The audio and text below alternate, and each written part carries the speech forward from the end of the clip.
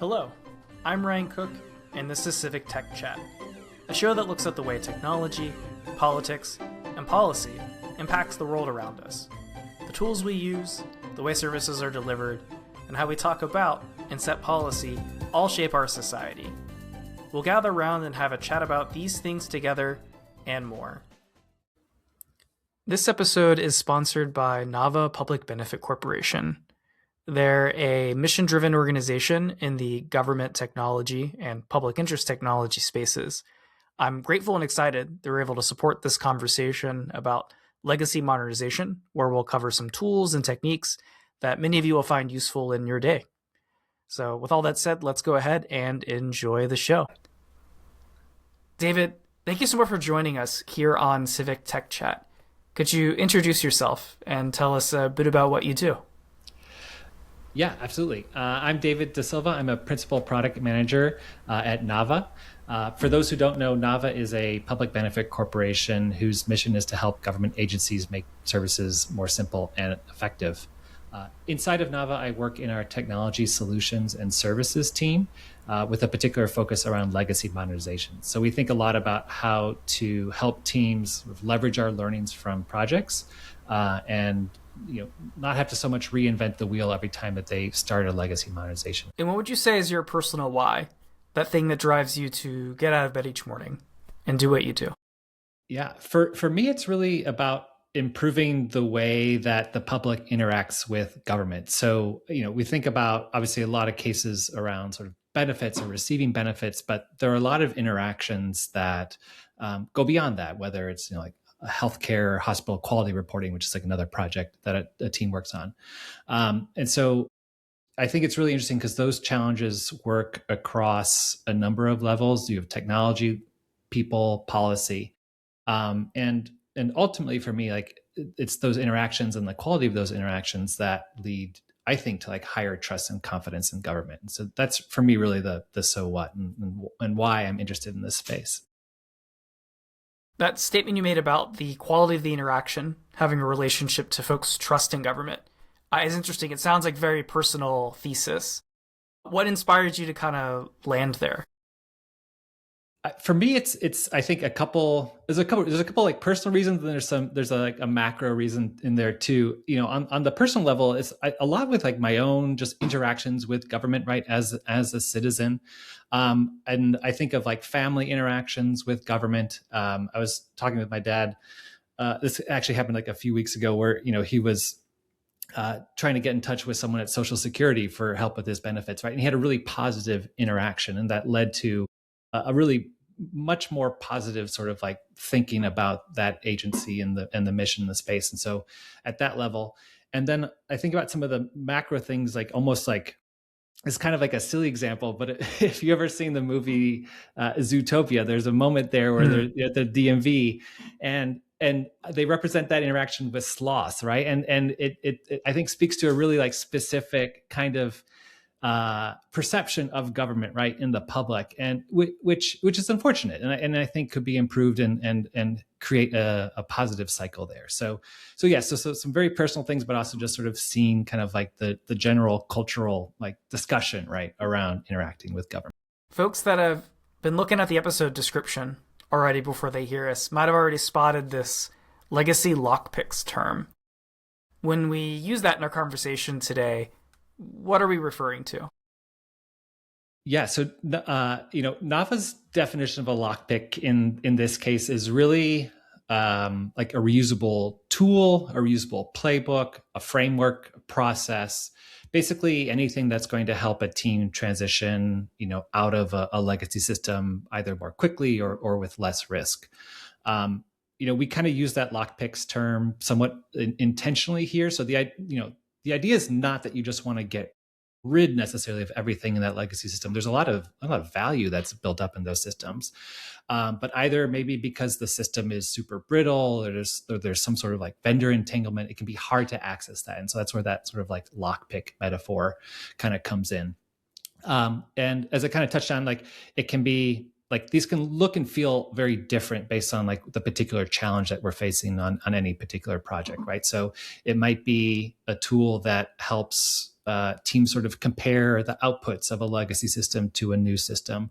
It might be a tool that helps, convert policy into requirements. The point really is that we want to find the reusable assets, reusable ideas, right? That again help teams from having to reinvent the wheel whenever they're engaging these problems on a modernization. The part of my brain that comes from that software background loves the concept of things that are reusable, right? I think that usually brings a lot of good to projects. What's an example of one of these lockpicks that you've experienced and seen succeed in being reusable like that? Yeah, that's a great question. I think so. When we talk about reusable here, like the example I'm going to give is around actually like change. I'll sort of cite change data capture and data replication as a form of a lockpick. Now, is everything 100% usable around that? No, like every time you use that approach, right, you have to sort of have things around the edges that fit to that particular system that you're working with. But at the end of the day, like why I kind of give that as an example is like when you've got two systems that you're trying to maintain in parallel, you have to keep those in sync, right? And if you can't sort of figure that out, if you can't lockpick that data, then you're going to be stuck. And so I think that's a great example of a pattern or an approach that teams can reuse that greatly de-risks a lot of modernization efforts. How does this concept of legacy lockpicks reflect on and fit in with the broader approach that you take to the work? Yeah, so lockpicks kind of really fits in a lot with the underlying sort of like Nava principles around open architecture. So the idea of like we want to help agencies build systems out of modular components that are easy to evolve over time, right? And sort of avoid that kind of like slide back into lock-in. So that's, I think, really connected to why we launched Strata last year as Nava, right? Because those are those sort of predefined standard open architecture components that agencies can kind of build their systems with. And so for lockpicks, at the end of the day, this is about sort of connecting into delivery, right? It's a way to take that kind of like high level strategy, right? And then kind of like push that into delivery so that teams are able to kind of embed that on their day-to-day work. You mentioned Strata as one of those kind of examples of an open architecture thing that y'all have latched onto for use. For folks that maybe haven't seen our prior episode, where we kind of do a little bit of a deep dive into what it is, what it's about, what are some things that Strata might get used for, kind of like in early days that would help accelerate a project? Yeah, so I think a good example of that is some of the work we actually did with Minnesota PFML. So that was a new system that got stood up recently in the state of Minnesota in our work with them. And so the way that Strata kind of got involved with that was in two ways. So one is that there's sort of a base application inside of Strata that we are able to leverage, and then two, there are a set of infrastructure templates that allowed the team to spin up and deploy that new application in a matter of weeks. So in particular, like that accelerated that early stage of just getting something into production so that we could then have that positive momentum. I think at the end of the day, something like we estimated save something like 17 weeks over the course of that. So that I think is a pretty good example of where something like Strata can help accelerate the overall delivery motion. And to get to that 17 weeks, what do you think is like the primary saver activity? Is it kind of like decisions that you don't have to make because they're like the thing is opinionated? Is it the infrastructure itself, the setup that's easier? Where do you kind of see the most value coming out of that? I think there's probably not any like single layer where that comes in and delivers value to the team. I think certainly, it saves in my opinion, it saves a lot of kind of like the repeat effort, right? So in terms of like deploying infrastructure, right, we can have that ready to go. You can have that infrastructure as code, and then it's about sort of like clicking a button, as opposed to kind of rewriting that from scratch every time. I think similar with at the component level then too for the actual application, right? So we've got ways to make it easier to build those forms, as an example there. Again, just so teams don't, teams can start at sort of like the 80% mark as opposed to having to start at the zero, at the complete like blank page or blank screen. Often, technology is not the most significant bottleneck for this kind of work. There's organizational challenges to surmount, like change management, the need to shift policies and practices, gaining trust and credibility to push work ahead. Of these threads, which one do you find yourself spending the most energy on? And what's an approach to address it that's worked for you? So for me, it all comes down to trust, especially in legacy modernization. So if you don't have that trust, I really think it's only a matter of time until the politics of the organization catch up with you, or the resources that were initially sort of dedicated to your efforts start to get pulled off to other engagements or get pulled onto the shiny new object, right? And so that trust factor, I think, also really works across like all of the layers that you just mentioned that are part of these holistic modernization efforts.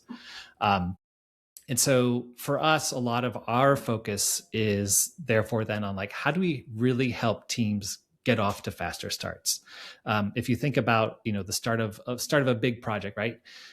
There's going to be a lot of goodwill. Usually, there's going to be a lot of excitement. There's going to be a lot of energy.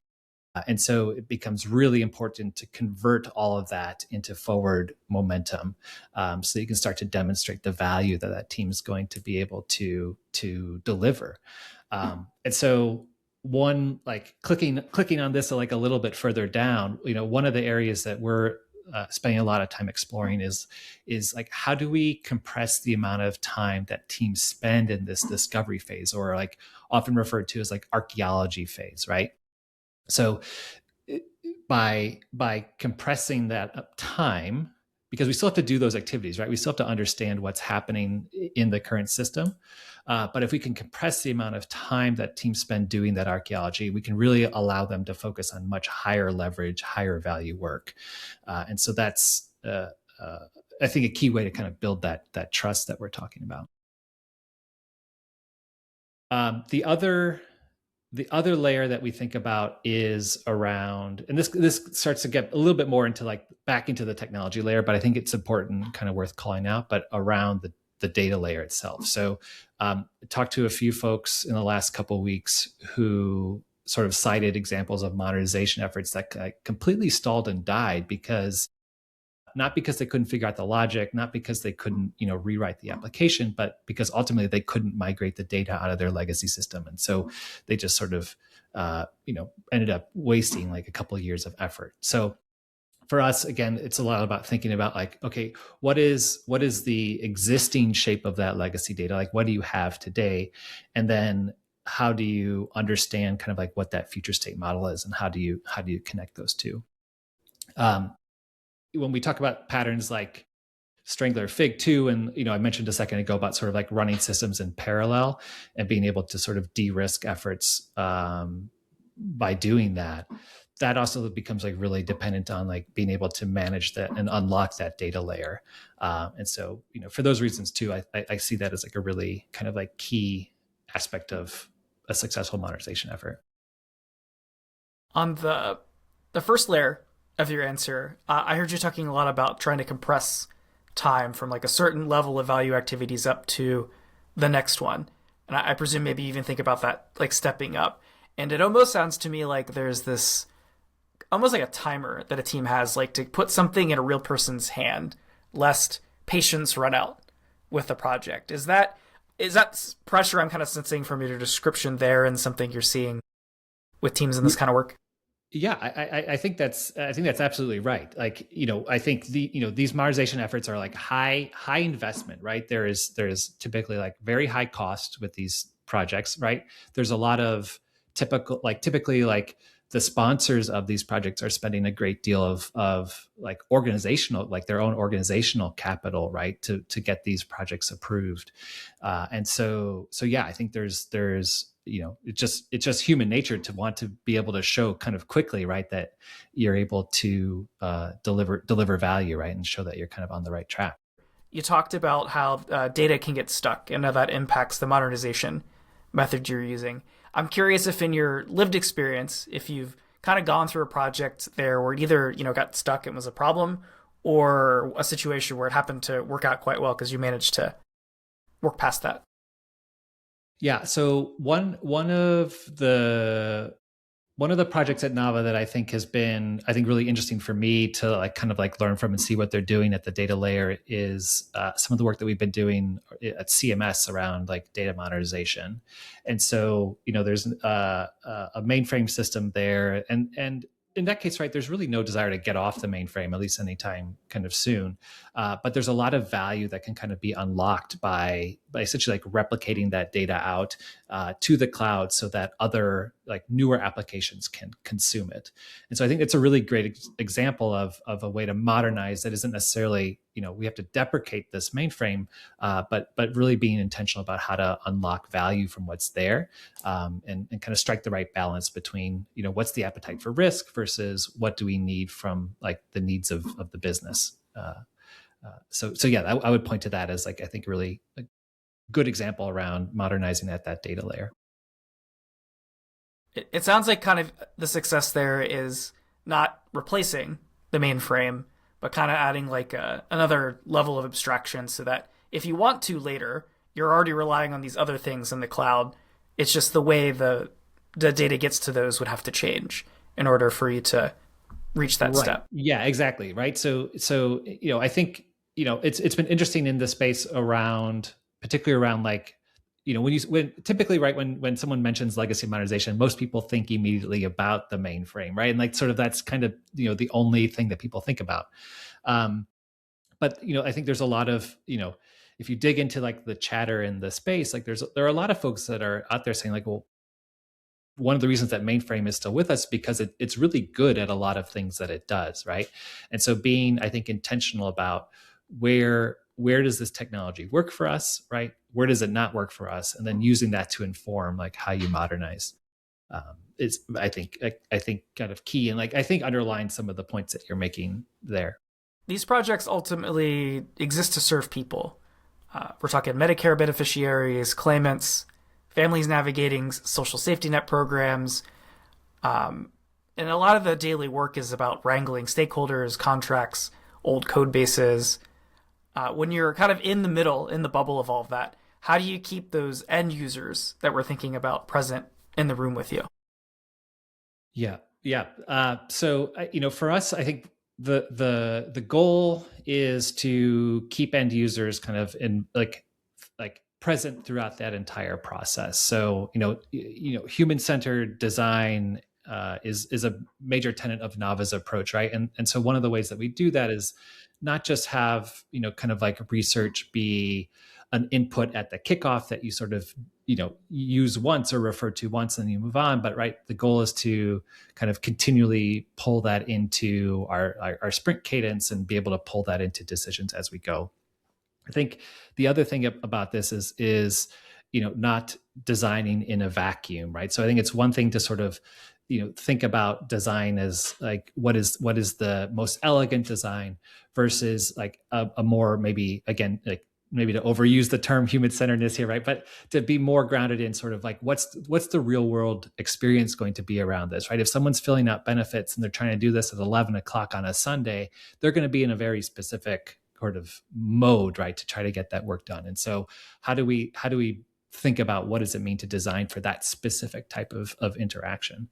Like to also connect it to something that we were talking about a minute or two ago, right? And, I was talking about like compressing discovery, right? Compressing like the archaeology phases of these modernization efforts. And this is a big reason to me why it's important to do that, because teams spend so much time thinking about or trying to understand, like, what was this system designed to do 40 years ago? And then they miss the opportunity or they run out of time to actually think about like, well, how should this actually work going forward, right? And so again, like the less time that we spend sort of unpacking the past, the more time we can think about what's the right way to have this service exist going forward.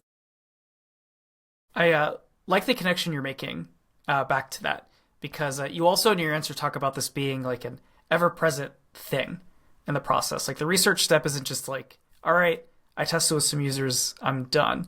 You know, the nature of their circumstances change, the technology they use has changed, the systems and policies change. Like you need to be constantly. And you mentioned there at the end, like that goal to try to design something that works for them. Well, it's like really hard to learn enough to do that if they can't touch it, right? So like as you talk about compressing time, it seems like these ideas connect together to again getting to that place where it's like, hey, can I get this to a person's hands so I can learn if it's any good at all and if it's useful? Mm-hmm. Yeah, absolutely. The whole idea of like shipping, and it's also partly why it's important to ship early, right? Not only are you building trust with, we talked about building trust with stakeholders, right, and showing positive direction and positive momentum. It is also, of course, to still like validate that what you're building is actually working for your intended users. Caseworkers and program staff who use these systems often hold deep institutional knowledge that it might not be written down in documentation. How do you make sure to engage them in the work? And how do you handle it when their workflow expectations have some conflict with what the opinion is that the modernized system of what it should do? Yeah.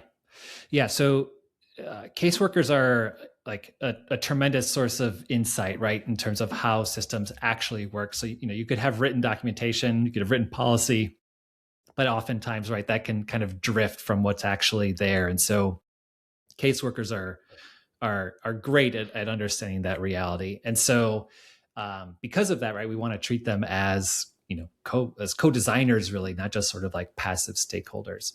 And so by incorporating them into our design, I think the other element here is like, we've been talking a lot about like redesigning experiences for beneficiaries, right? We want to change how services are delivered. But a lot of our work is actually about how do we reduce the burden for caseworkers themselves, right? How do we make it easier to process a case?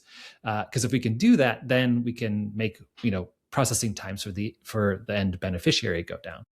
And so in that case, it's really thinking about those caseworkers, not just as like information sources, but actual users that we want to be able to design around. In that case, there's like you get into like some of the change management stuff that we've talked about, right? Where caseworkers, as an example, right, can have like very specific ways of working, and like their processes and their ways of working can sort of grow around the legacy system. And so when we're thinking about how should this thing change or behave going forward, right, we want to be really intentional about, okay, what's the why behind there, and is it something that actually is a preference that like we can sort of change because there's a better way to do it, or it's actually no, this is actually like a hard requirement. We have to keep doing it this way for some specific reason. So at the end of the day, it's like just as we want to be intentional with the experience that we're creating for end users, we want to be intentional about the experience that we're creating for caseworkers and other internal staff.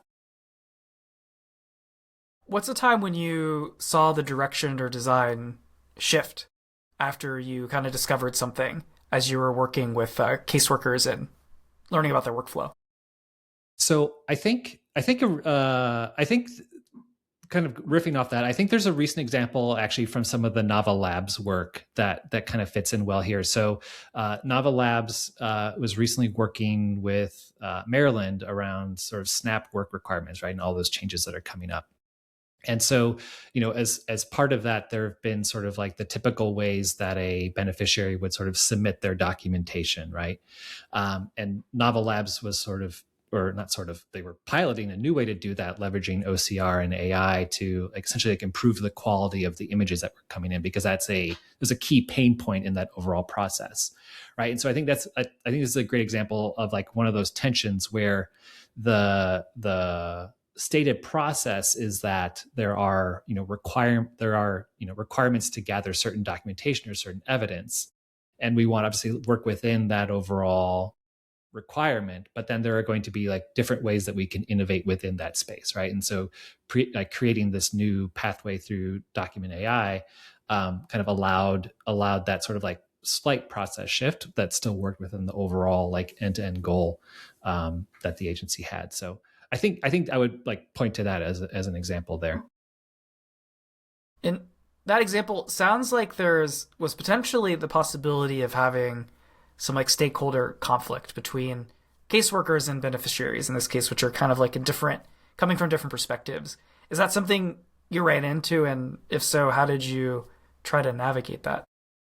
Yeah, that's a great question, Ryan. I wasn't on that project so much day to day, so I don't have I think first hand view of the stakeholder dynamics, but it totally I think a fair flag and question to ask. I guess if not that project, then one that you have that lived experience in, is that something you've run into where it's kind of like two very different, like maybe folks kind of on two sides of an application running into conflict? Are there strategies that you kind of have seen successful for that kind of conflict resolution? Yeah, I think in that case, like it gets back to kind of like the research, right? And that we were kind of talking about a little bit before. So, the like being able to actually also sort of harkening back to what we were talking about with sort of like change management, sort of like the non-technical aspects of a lot of this work is like it's natural for people to not want to change. It's natural for people to be kind of like used to the way that they're working and want to be able to keep that. And so I think the way forward through that challenge, right? Like what you're talking about, where there is that sort of like tension or conflict, is like is not about the technology, right? It's about like the more of like the just working, like how do you build and work through this as like humans as a team. And I think to that extent, like it comes down to like showing like true like empathy for the people that you're trying to serve, right? And like true and like trying to get to like a true understanding of like, what is it that they're doing. And so if you can do that, and then if you can reflect that back to people and show them that yes, you are listening, yes, we hear you, but also help them understand with like a fairly rational case about why things have to move forward. I think most of the time you can find that right compromise for folks, and navigate the right path forward between those tensions. We've talked a bit so far around different ways that patterns for approaching legacy modernization can kind of come into the work. What sort of legacy patterns do you tend to favor with your client work? Sure.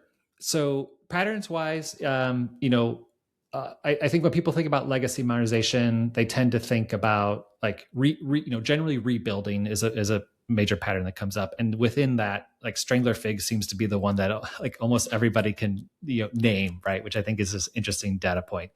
Um, the whole idea behind that strangler fig approach, right, is that you have some sort of like front door or facade that you put up so that you can essentially keep the user experience consistent while you kind of migrate or modernize behind the scenes more incrementally. Um, to use like a little bit maybe more of like a non-technical metaphor, just to this concept is so prevalent, I think it's worth like spending a second on, but to maybe have like a non-technical metaphor to kind of walk it through. um, Imagine you were eating at like a very small restaurant where there was only one person working there, right? And so they're going to greet you at the door, they're going to sit you down, they're going to take your order, they're going to go cook it, they're going to bring it back to you. If that person hits the end of their shift and they need to switch out, like it's going to be a very disruptive experience for you as a diner, right? Now, like that's a very fictitious example, but if you contrast that with like a more typical dining approach, right, or situation where you have like a waiter who's sort of there, they're now there to sort of like create that continuity for you, right? Create that same experience. That's the facade. That's the front door that we're talking about in that strangler fig approach. So in that case, right, if the entire kitchen staff turns over during the course of your meal, like you shouldn't really know, you should never notice, and you shouldn't really care, right, at the end of the day, because like your experience is not being disrupted, right, because of that waiter. So that's what we're trying to do. Like, that metaphor isn't perfect, but hopefully helps. And like that's basically what we're trying to do with strangler fig there, right?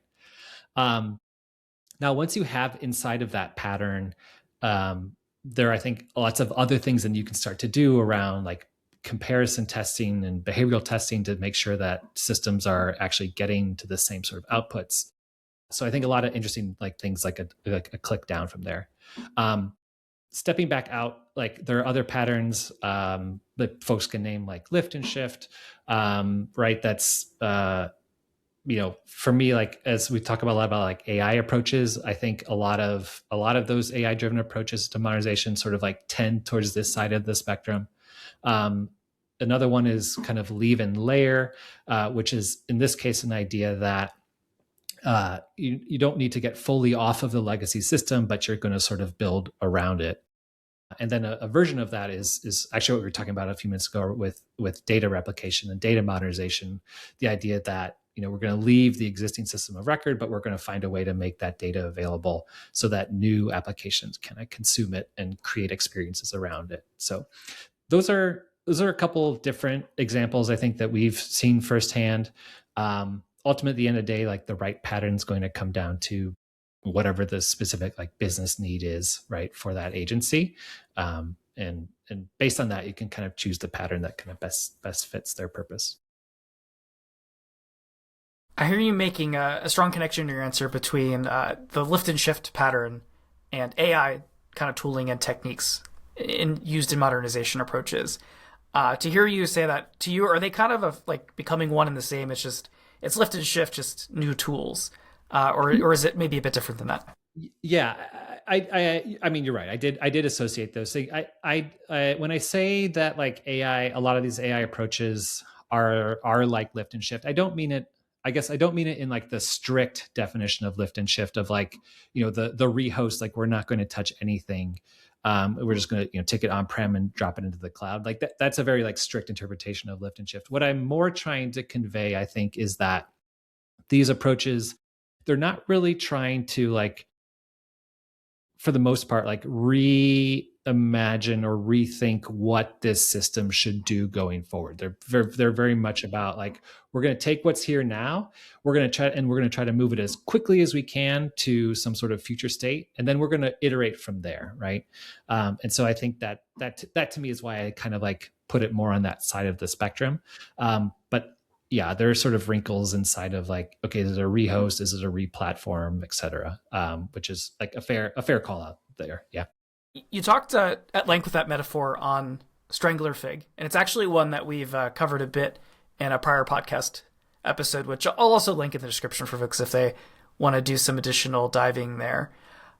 As you think about that method and your own personal experience with it, what's an example where that's either like worked out really great or one where maybe it didn't work out so great and that experience really stuck with you? And what was kind of like the lesson you picked up?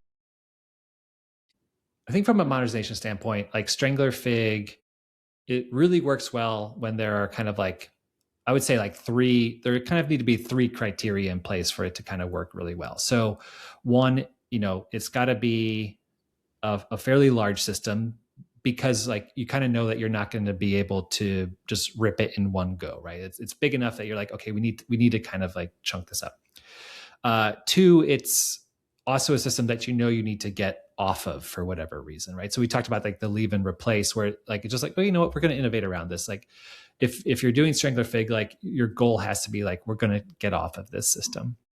And then three, you have to be able to sort of find like seams or like clear places where you can sort of like incrementally pull logic and processing out of that legacy system. So if you've got those three things, I think then it'll work like pretty well, right? And I think we've seen one of the projects that we're working on now, like essentially like kind of like built the like new application portal, and then essentially that became the facade, that front door, right? And then they were able to start kind of like working behind it. And so I think that works really well. I think we've seen other examples, or like even like inherited other examples, right, where you start that process, but you never actually get off of the legacy system. And so now you're in a much worse spot where you're kind of like, you've got two systems and you're trying to straddle them, and some your system of record is partially in the mainframe and partially in this new system, that becomes really messy. And so I think that's where we certainly don't want to get stuck in that position. But if you've ever worked in that, like those types of environments, like that becomes like a very difficult situation to kind of work out of. I think I'm hearing like a little like hidden constraint slash requirement to Strangler Fig, particularly where it's like you need to have not just political will for the project, but over like the long haul. Like there's needs to be some amount of like continuity from program policy coming down that this project's important and this method is what we're doing. It we're committed. Yeah, absolutely. I think that's totally right, because like if almost by definition, if you're employing the strangler fig pattern, right, like you're dealing with some kind of like long running modernization effort. So yes, like absolutely need that sort of like top down buy-in. And then but it's also what we talked about, again, like so much of this conversation today has been about trust, right? And like what do teams do, like a non-technical perspective, but like teams also need to sustain that energy, right? And they sustain that energy by delivering. So that like that it's both, right? Like both sides of that spectrum need to be able to kind of keep the buy-in, keep the willpower to keep going. How can we use solid practices to ensure we get a return value on our investment early in the work rather than waiting all the way to the tail end? And how does that affect our approach to risk management? Yeah. So we've been talking a lot about this today. I think so. We've talked about, I think, the momentum parts of this challenge, right? So like thinking about what's something that we can actually ship to production that's going to create value for a beneficiary, for a caseworker. We think a lot about it in terms of like, not just shipping or not shipping, but we don't just think about like prototypes or demos, right? But we want to actually have working software in production. And so, okay, we talked a lot about the momentum. I think the other sort of piece here that we haven't yet talked about is that like shipping to production does a double duty of creating that value, but also de-risking the longer term, because like you essentially shrink the unknowns that you're dealing with, right? So just by that act of trying to get production, you learn a lot about the system. You learn about also like non-functional requirements that can often be a drag on these efforts, whether there's security, ATO, right? Compliance.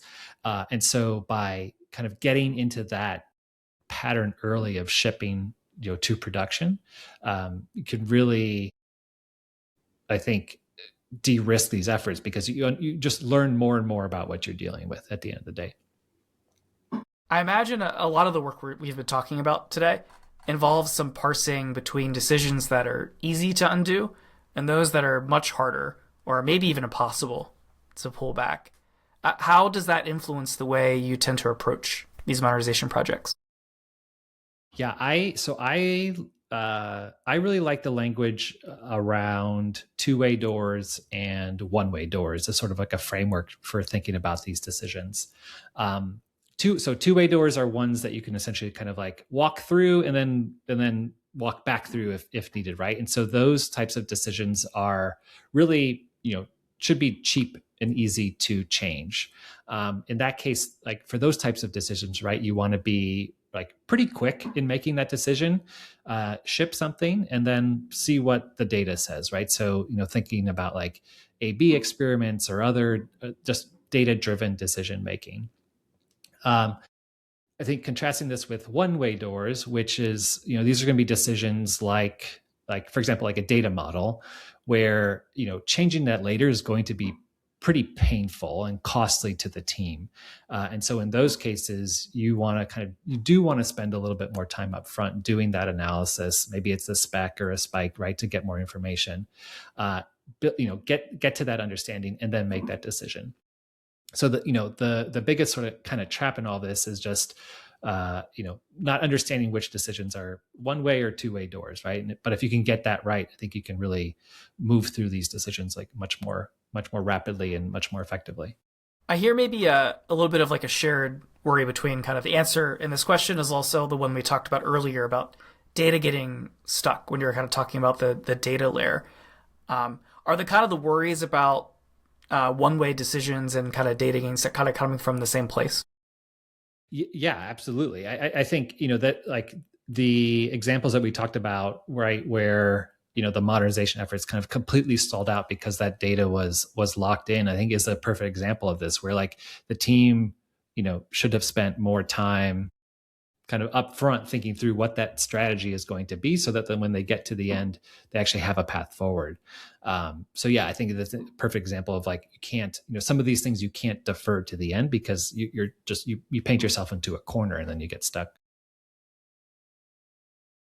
And something I think you mentioned that's rather important is you can't treat every decision like a one way door, right?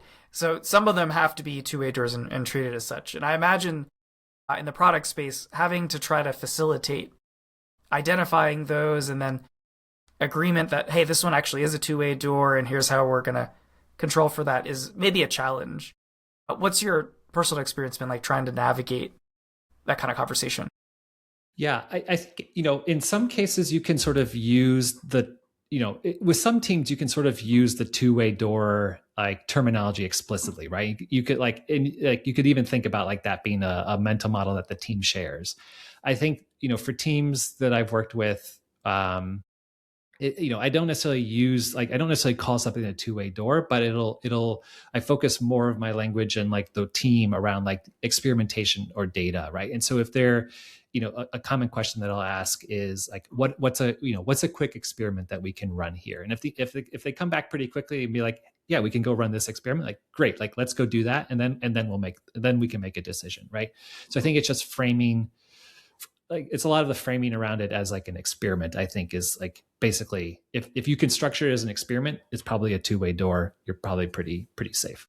AI tooling has been showing up in our space in a few different ways now, from helping translate policy into testable rules to assisting with code understanding with legacy systems. Where are you finding it genuinely useful for modernization work, and where do you think it's more like hype machine kind of stuff? Yeah. So, I think for us, where we've seen it is like specific, like particularly around like trying to understand legacy systems and getting your arms around it, like certainly has been like very valuable there, right? So it's, these tools are able to either generate diagrams, dependency maps, especially in situations, right, where like the original developers are long gone, there's maybe only a handful of folks that have any context on what the system actually does. Like that is truly valuable. I think, in adjacent to that is some of the documentation generation that you can do with that. So, helping teams like rebuild that knowledge base, because again, oftentimes like it's not there, or if it is there, it's really stale. Um, One area that we've been experimenting quite a bit with is around like thinking about how to go from like policy to actual like working software, and like compressing the amount of time that teams spend kind of like typically in that sort of like translation. So I think that is like something that we're hopeful. You could also imagine, inside of policy, there are all sorts of like processes or procedures that are defined for these systems. And so trying to like quickly understand and unpack those. One, you mentioned the like hype hype cycle around this stuff. I will say I am personally a little skeptical that like right now, at least, you're going to point an AI at a legacy system and just sort of magically get that modernized system out on the other end. Like I don't think that's where these technologies really are yet at the end of the day. Um, and like for all the other reasons that we talked about too, which is like it like modernization is about more than just the technology layer, right? There's all the change management, there's all the process changes, there's the policy changes. And so it's like once you even think about these efforts like as like holistically as they are, like the AI layer is just one component of that. um I think the last thing I'll say on this is that like, AI is such a compelling general purpose technology, right? Like, we started the call earlier, talked about like change data capture. Like that's a very specific technology that you use in a very specific time for like a very specific problem that you're having.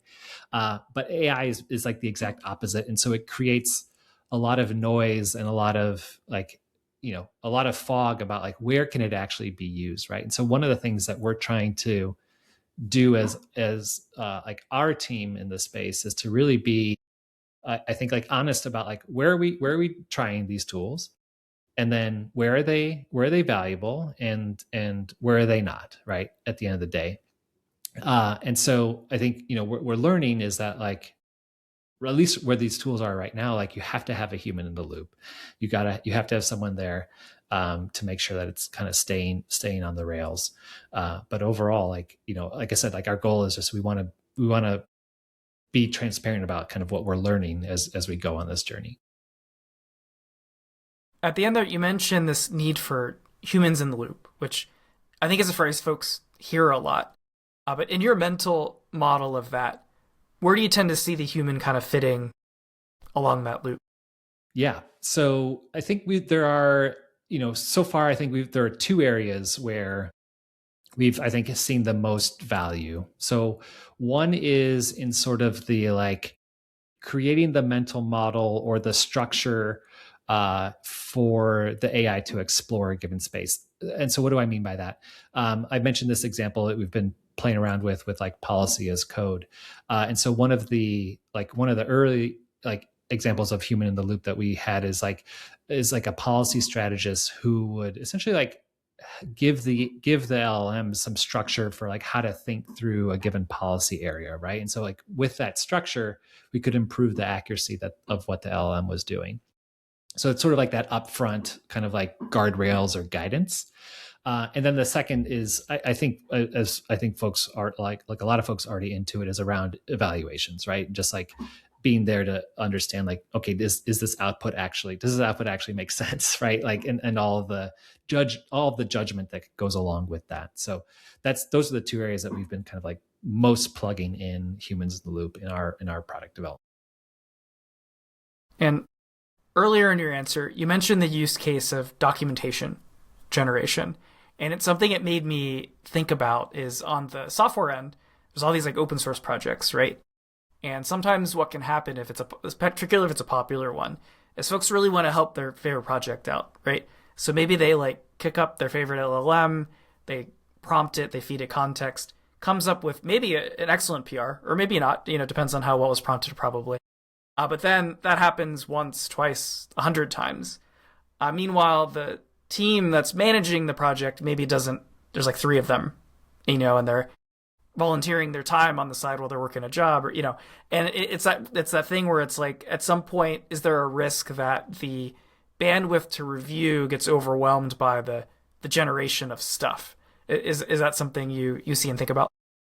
Yeah, I mean that is a huge challenge. I don't think I have the answer to your problem yet, because like I think we're also seeing that firsthand in some of these tools where they create so much documentation, and so much analysis that there's real effort to get teams just to sort of be able to digest all of this, you know, information that it's producing, and then let alone like assess whether or not it's accurate. So I think that's a huge point. I think some of the things that we think about as like mitigations around this. So one is a lot around like the testing and an evaluation stage. And when I say evaluations here, I don't mean in the sort of like the LLM as judge kind of idea of evaluations, but more about like actual like deterministic, like more like test driven development evaluations. So early on, we talked about like comparing system behavior. And I think like where we can get to sort of like that type of guardrails, like that can, I think, be an interesting check on some of this problem that you're talking about.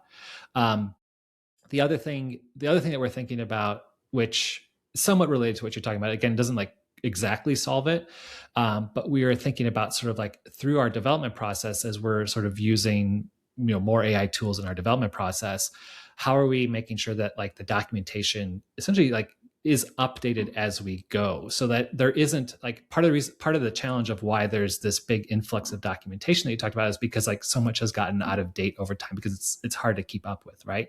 And so the more that we can sort of bake that in, and I was working on a tool with a couple engineers just the other day, and we're changing sort of how one of the endpoints functioned, right?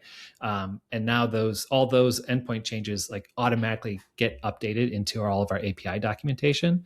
It's, I think, a great way to like reduce some of that burden over time, even if it doesn't sort of like solve that like catch up problem that you were kind of talking about there. David, as we get to the tail end of our conversation, we've covered a fair bit of ground. We've talked about the lockpick concept and kind of how that becomes reusable stuff between different efforts. We've talked about modernization strategies, the pros, the cons, the indifferent things between them. And we've even talked about where artificial intelligence can kind of fit in and around this kind of work. If there's one or two things from what we've talked about today that folks would take into their day and beyond, what would you hope those would be? Yeah, I think that's a really great question. I think the one thing I would kind of like underscore as we get to the end here is around, and it's been a theme that we've kind of talked about through this entire conversation, but is the idea that like legacy modernization is more than just a technology effort. Yes, there's a technology component too, but when you think about modernizing government services, you have to work across policy, you have to work across organizational challenges, you have to work across business processes. And so these efforts are really about thinking about how all of those things kind of come together to rethink how services should be delivered. And so at the end of the day, like, just reducing it to a technology problem, I think doesn't get to like the full essence or even like full challenge of what modernization means, especially in the government space. David, thank you again for coming on Civic Tech Chat and joining us for this conversation. Thanks so much, Ryan. I appreciated it. Visit us on the web at civictech.chat or subscribe to us for content updates wherever it is you download your podcasts.